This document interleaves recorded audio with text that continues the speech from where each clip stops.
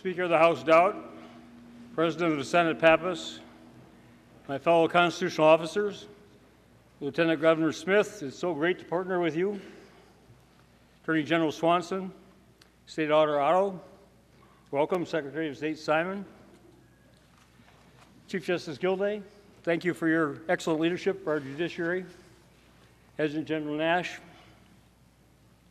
Vice President Mondale, and Governor Anderson, whose outstanding careers are shining examples to us all. Associate Justices of the Supreme Court, Chief Justice Cleary, other members of the Appellate Court, and I want to pay a special tribute to Justice Alan Page, who unfortunately must retire this August.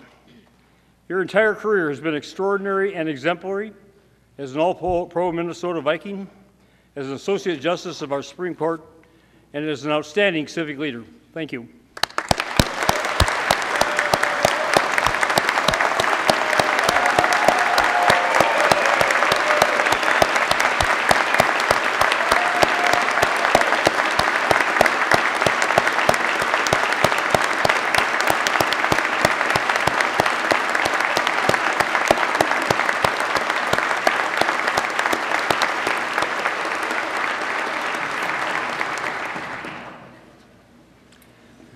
Distinguished members of the Minnesota Legislature,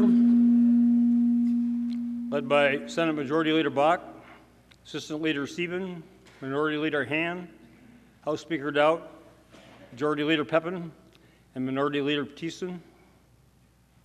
To all my superb commissioners, thank you for the fantastic jobs you do every day on behalf of our state. All of our state's outstanding public employees, my wonderful son Eric, other special guests, and most importantly, my fellow citizens. Today is the 150th anniversary of Confederate General Robert E. Lee's surrender at Appomattox Court House, which is marked as the end of the American Civil War. It is thus a fitting time to recognize the heroic service of over 24,000 Minnesotans who fought in that war, and especially the over 2,200 of them who lost their lives from their service in it. In his book entitled The Last Full Measure, Minnesota author Richard Moe portrayed soldiers of the 1st Minnesota Regiment who sacrificed themselves heroically to protect the Union Army's position during the Battle of Gettysburg in 1863. He described them as, quote, ordinary young men who were called upon to do extraordinary young things. They were called upon by President Abraham Lincoln to help save the Union. They left their families and homes, suffered unimaginable hardships and horrors, risked their lives, and some gave their lives to preserve this country for the generations who followed them. We are not being called upon to make such extreme sacrifices. Yet during the remaining 5 weeks of this legislative session, we will face our own moments of truth. Will we do what is easy, safe, and popular?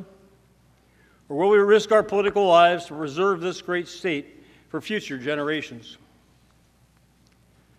May the 1st Minnesota's courage inspire us. Right now we have a rare moment of opportunity. The state of our state is good. Not everywhere, not for everyone, but overall Minnesota is doing better than it has for some time. And Minnesota is doing better than most other states. What we have been doing is working. Minnesota is working. Our unemployment rate is an unusually low 3.7%. In fact, according to Pew Trust research, Minnesota is the only state in the nation whose employment rate for 25 to 54-year-olds in 2014 exceeded its pre-recession level in 2007. More Minnesota businesses are expanding, so more Minnesotans are working. They're earning more money, which means they're paying more taxes. And it is that growth in employment, incomes, and profits, not tax increases, that has caused our state's biennial budget forecast to go from a $2.26 billion deficit in 2011 to a $1.9 billion surplus today.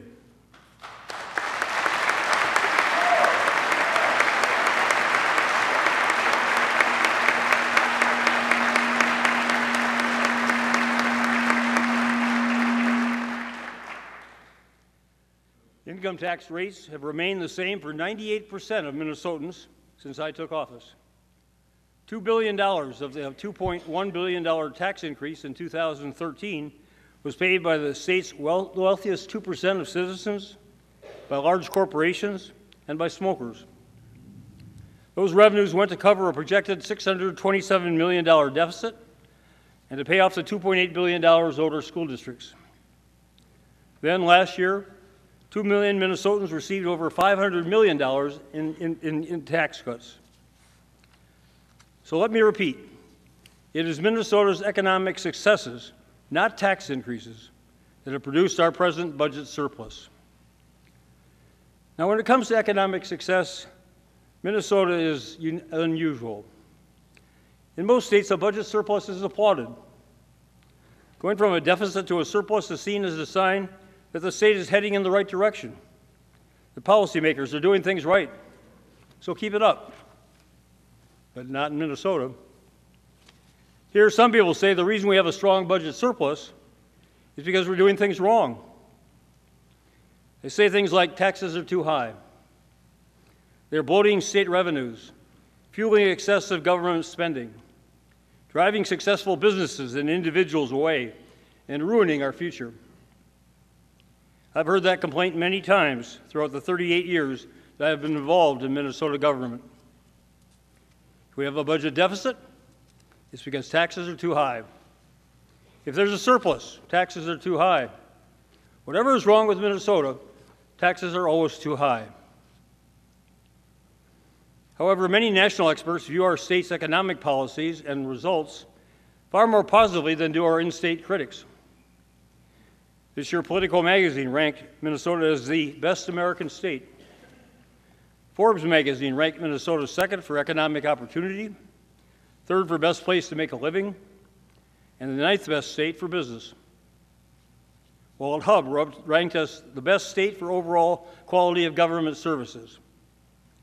It was a great tribute to the outstanding state employees who provide them.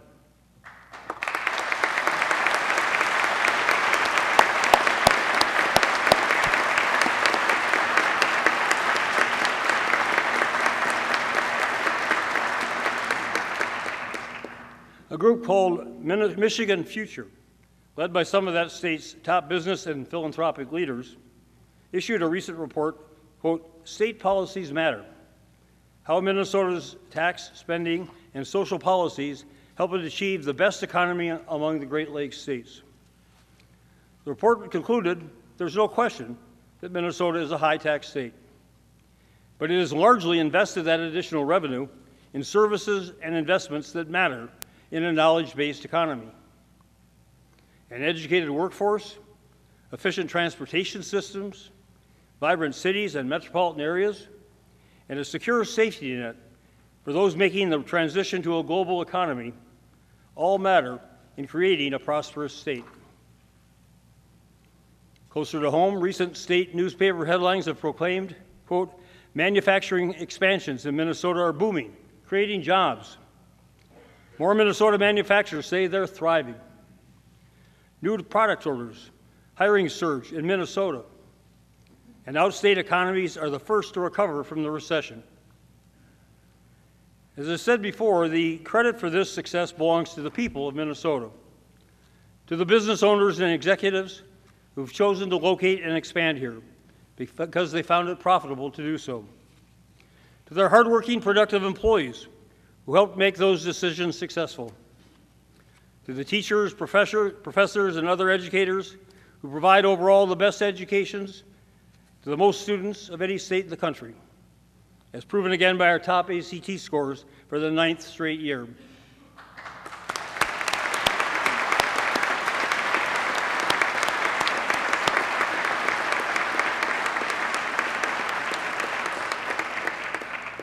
To the doctors, nurses, state and local government workers, service providers, lawyers, accountants, computer science experts, and other professionals and their dedicated support staffs. Unfortunately, our state successes are seldom acknowledged inside this building. Some of its inhabitants are too preoccupied with assigning blame for real and imagined shortcomings. So I want to take this opportunity to recognize the accomplishments of the people of Minnesota and to say thank you. You are remarkable citizens. You've achieved extraordinary successes, which have boosted our state to its place today. Thank you.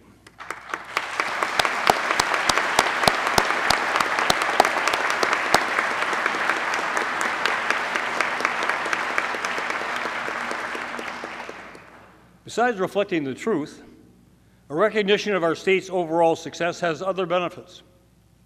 It puts in proper perspective the assessments of our shortcomings, inequities, and areas needing improvement. We still have an unacceptable gap in academic achievement among students of color. There's a widening disparity between the stagnant incomes of middle-class Minnesota families and the wealthiest. The number of people who depend upon our public health care programs and those programs' costs continue to escalate. Both the quality and the capacity of our highway, road, bridge, and public transit systems continue to deteriorate.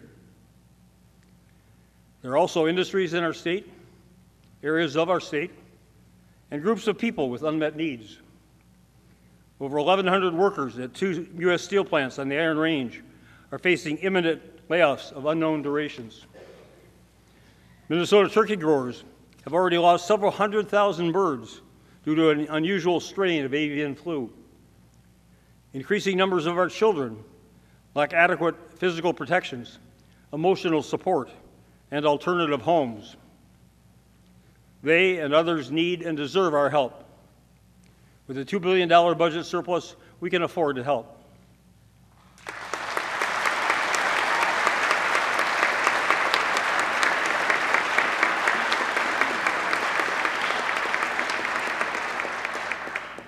Acknowledging our state's overall success also provides more realistic guidance for future decisions by reframing the debate. Refocused properly, it's not what must we do to save our state from disaster. Rather, it's what can we do to create an even better future.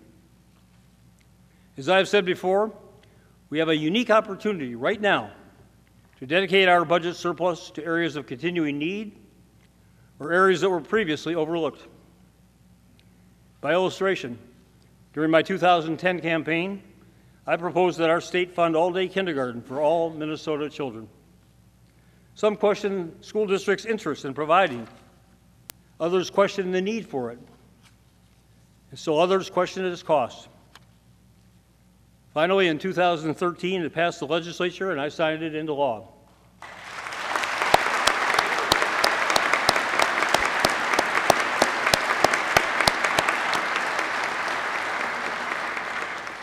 At that time, only 54% of Minnesota's 5-year-olds were enrolled in a free all-day kindergarten program. For many of the rest, their parents were paying as much as $6,000 a year to defray part or all of the costs. This year, thanks to state funding provided by you, 99.6% of Minnesota's 5-year-olds are in all-day kindergarten classes.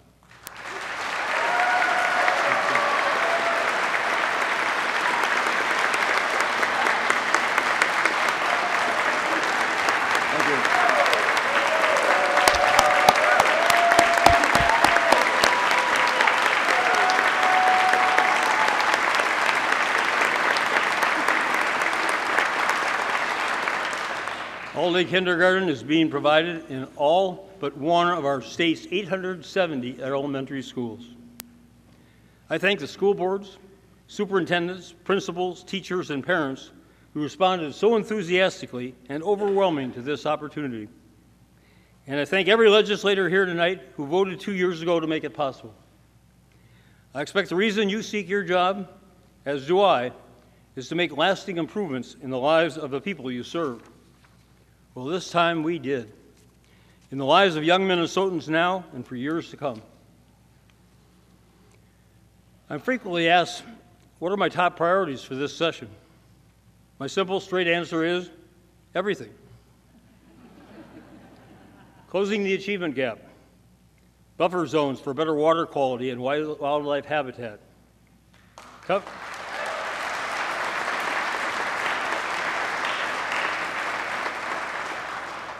tougher penalties on poachers, increased funding requested by the Chief Justice for the judicial branch. And thank you for your leadership again.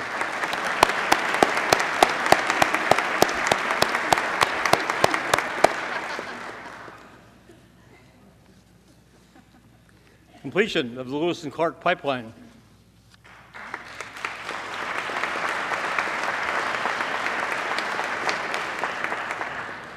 Final capital restoration, and all the rest.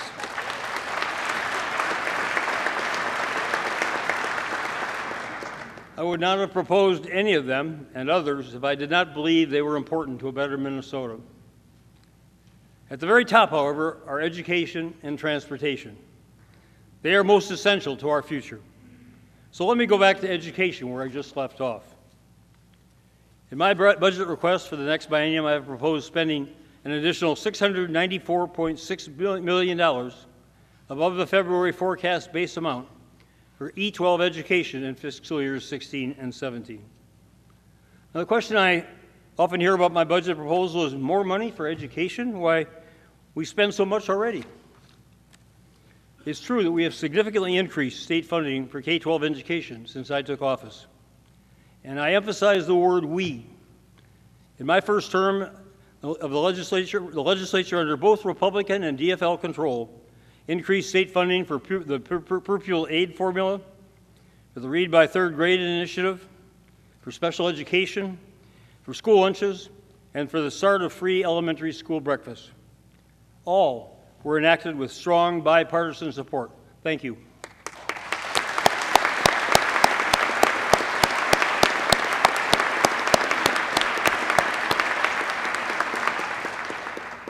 So, understandably, some people are asking, well, haven't we done enough?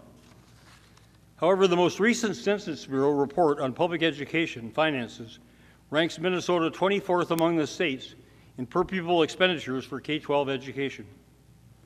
Our recent increases have lifted our standing compared to other states, but our financial commitment to educating our children is just average.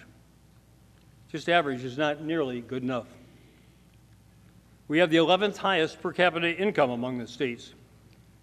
So a rank of 24th in per pupil K-12 education expenditures by a state with the 11th highest per capita income means that at least 13 other states are making greater financial efforts than we are to educate our children. The previous decade's cuts in education funding are still taking their toll. We can be proud of our bipartisan improvements over the past 4 years, but it's not a reason to stand still, or certainly not to slide backward. I've also proposed a major new early childhood initiative to fund pre-kindergarten classes for all of our state's 4-year-olds, as well as for significant increases in funding for child care scholarships, elimination of the Head Start waiting list, ECFE, home visits, and expanded tax credits for parents for the cost of child care. In total, I am proposing $256 million of additional funding to care for and educate our children from age birth to ages 4 years old.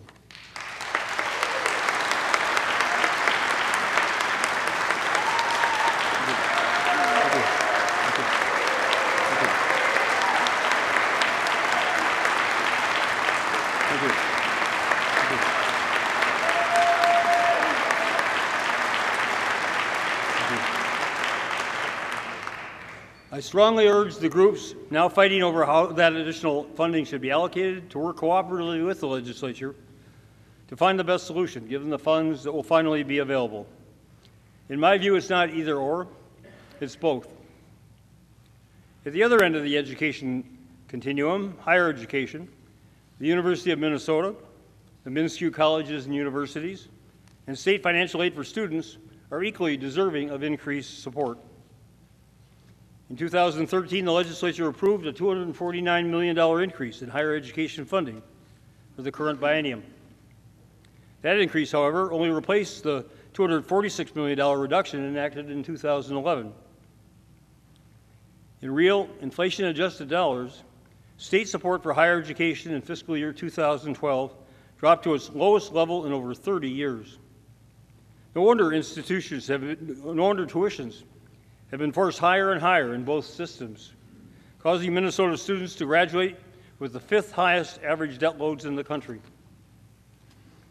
The tuition freezes we enacted for last year and this year at the Minnesota and University of Minnesota campuses were important steps toward reducing the hardships that high tuitions impose on Minnesota students and their families. But they were only first steps. I am proposing those tuition freezes be continued into the next 2 years. I also asked the legislature to support needed increases in the state's financial aid programs for Minnesota students. In both my regular budget and bonding bill proposals, I'm advocating for increased state support for upgrading the university's medical school, its veterinary research, for new MINSCU programs, as well as $70 million to each system for badly needed repairs on campuses throughout the state. We need those improvements to offer world-class post-secondary educations in world-class facilities. Without them, we won't be competitive in attracting the students we need for our state's future vitality. I also urge legislators to work even more closely with universities and MINSCU's boards, administrators, faculties, and my administration to identify Minnesota employers' unmet needs for graduates with specialized skills and determine how best to meet them. I ask each legislature to bring business leaders together with higher education administrators in her or his district. Find out how well those campuses are providing the training needed for present and future workforces, and bring solutions to this and future legislative sessions. The chief executive officers of so many companies have told me that the #1 reason why they chose to expand here rather than in other states was the quality of Minnesota's workforce, which is also directly related to the quality of their educations. However, the future superiority of our workforce and their productivity is in no way guaranteed. It must be continuously improved. These and other education initiatives are critically important for many reasons. The quality of our state is and will be determined primarily by the quality of our citizens, which will be influenced strongly by the quality of their educations. All sorts of social measures, from better health to higher productivity to lower crime rates, are strongly correlated with levels of educational attainment. The amount of legislative funding for improved education, all the way from early childhood through post-secondary, will measure our commitments to our state's future.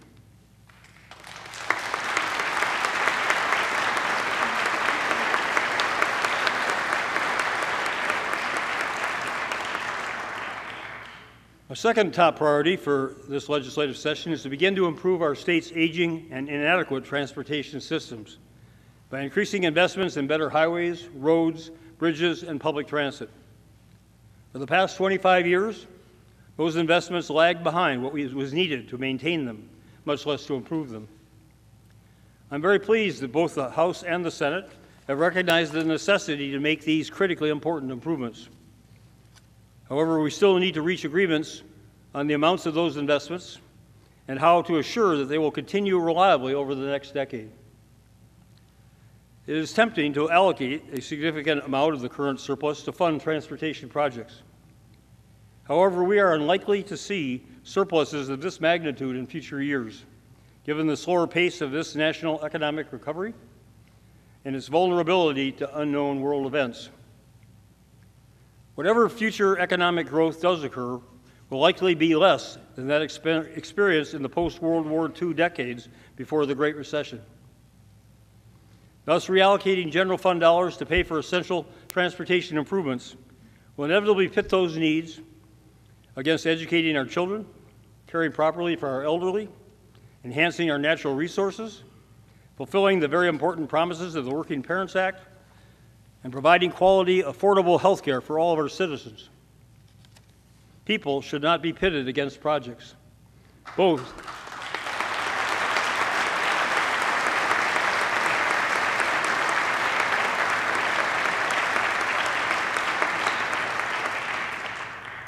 are too important.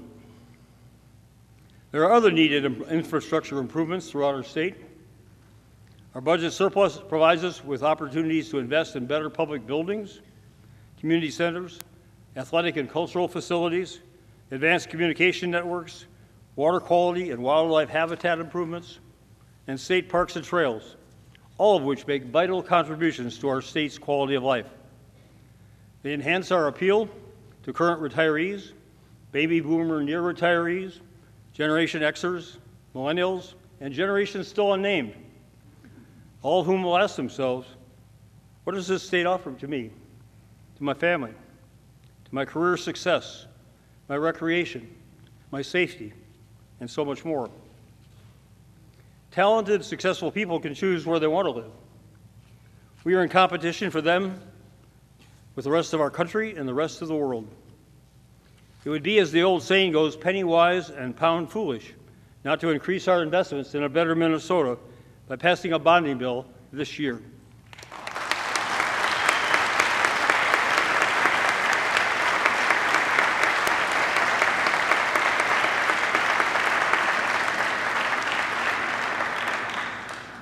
Some people are saying, just wait until next year for my $850 million bonding bill. That just doesn't make sense. Interest rates remain low. We have the capacity for debt service within existing guidelines, and many of those and other important improvements are urgently needed. How can we tell the citizens and businesses in Worthington to just wait another year for a reliable supply of safe drinking water? Or tell people in Wilmer to wait another year before rerouting rail cars with volatile fuels away from their city? Or St. Cloud area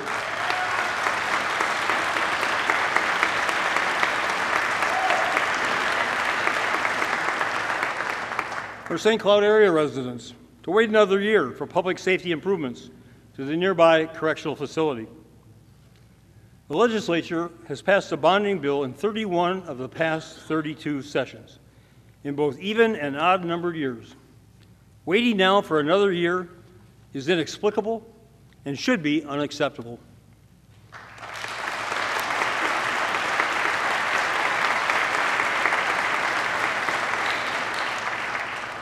I'm also unwilling to wait another year or longer for legislation that will significantly improve Minnesota's water. Some lakes, rivers, and streams all over our state have become dangerously polluted, so bad that fish can't live in them, and people shouldn't swim in them. One Minnesotan who's living in a town in southwestern Minnesota, which is now providing free bottled water to its residents after its water treatment plant malfunctioned, said, "That's just the way it is living here." I disagree. Unhealthy water should not be just the way it is for people living anywhere in Minnesota.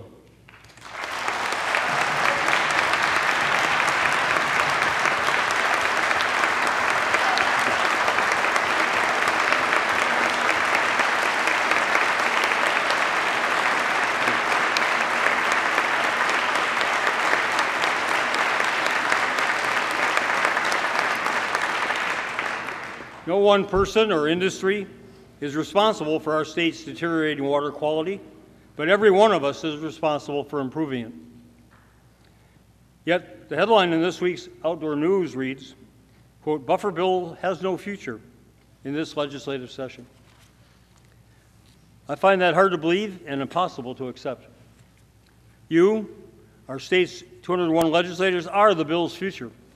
Passing it is your responsibility. If all the interest groups who oppose my bill spend half as much time improving it as they do criticizing it, the bill would have passed already.